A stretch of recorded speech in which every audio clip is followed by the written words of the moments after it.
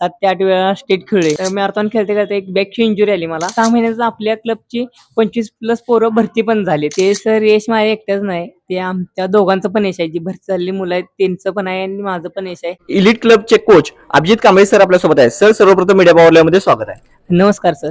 Elite क्लबची सुरुवात कशी झाली, काय सांगाल याबद्दल? सर्वप्रथम सर मी एक स्टेट प्लेयर आहे. 7 ते 8 वेळा स्टेट खेळलोय. जसं की नागपूर असेल, पुणे असेल, मुंबई असेल, अशा वेगवेगळ्या ठिकाणी जाऊन स्टेट खेळलोय. त्यानंतरनं मी एक युनिव्हर्सिटीचा प्लेयर पण आहे आणि त्यातच मी मॅरेथॉन पण खेळतोय. बेसिक मॅरेथॉन आहे, आपण मोठे-मोठे मॅरेथॉन घ्या, रोटरी क्लबची मॅरेथॉन असू दे किंवा पुण्यातली पिंपरी चिंचवडची मॅरेथॉन असू दे किंवा गोवा मॅरेथॉन असू दे, अशा वेगवेगळ्या ठिकाणी जाऊन मॅरेथॉन पण खेळतोय.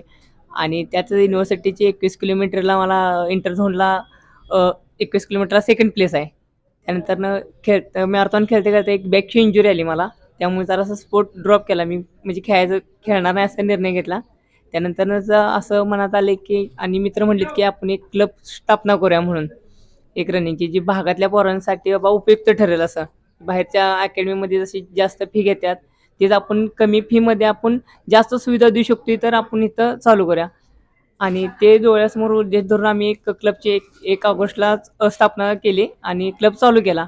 आणि कमी वेळेतच म्हणजे एक 6 महिन्यातच आपल्या क्लबची 25+ पोरं भरती पण झालीत. इलिट क्लबला अल्पावधीतच यश मिळण्यापाठीमागचं रहस्य काय, काय सांगाल याबद्दल? ते सर यश माझ्या एकट्याच नाही, ते आमच्या दोघांचं पण यश आहे. जी भरती झालेली मुलं आहेत त्यांचं पण आहे आणि माझं पण यश आहे. जसं की आम्ही सकाळी 5ला उठून ग्राउंडला येणं म्हणा किंवा जे सांगितलेलं वर्क करणे म्हणा. जसं की आमच्या वर्कचं शेड्यूल असायचं, की सोमवारपासून ठरलेलं असायचं. सोमवारपासून बाबा काय करायचं रविवारपर्यंत. मग ते सकाळ संध्याकाळ दोन्ही टाईमचं असून दे किंवा मधल्या पिरियडमध्ये का घरी गेल्यानंतर काय असून दे. जसं की सोमवारचं म्हणा की आमचं पेस रनिंग असायचं. त्यानंतरनं मंगळवारची एक्सरसाइज असायच्यात, कोर एक्सरसाइज असायच्यात, होल्डिंगची एक्सरसाइज असायच्यात. प्रत्येकाच्या बॉडीनुसार वेगवेगळं वर्क असायचं आमच्या इथं. असं नाही की जसं की अकॅडमीमध्ये एकच वर्क सगळ्यासनी असतात, तसं आपल्या क्लबमध्ये वर्क नाही. कारण आपल्याला प्रॉपर नॉलेज आहे की प्रत्येकाच्या बॉडीनुसार वेगळा वर्क असायचा, वेगळा डाएट असायचा. त्यामुळं आम्ही एवढ्या कमी वेळेत ते संपादन केलं. आणि आमचा वर्क म्हणजे हार्ड वर्क असायचा. सकाळचा वेगळा असायचा, संध्याकाळचा वेगळा असायचा. आणि एक 48 तासानंतरनं दुसरा आमचा स्पीड वर्क चालू व्हायचा. जसं की बाकीच्या क्लबमध्ये किंवा अकॅडमीमध्ये नसते की बाबा आज वर्क केलाय की उद्या परत स्पीड वर्क असायचा. असं आपल्या क्लबमध्ये नव्हतं. आज जर सोमवारी आज वर्क केलाय आपण स्पीड वर्क, त्यानंतर बरोबर 48 तासानंतरच दुसरा स्पीड वर्क असायचा.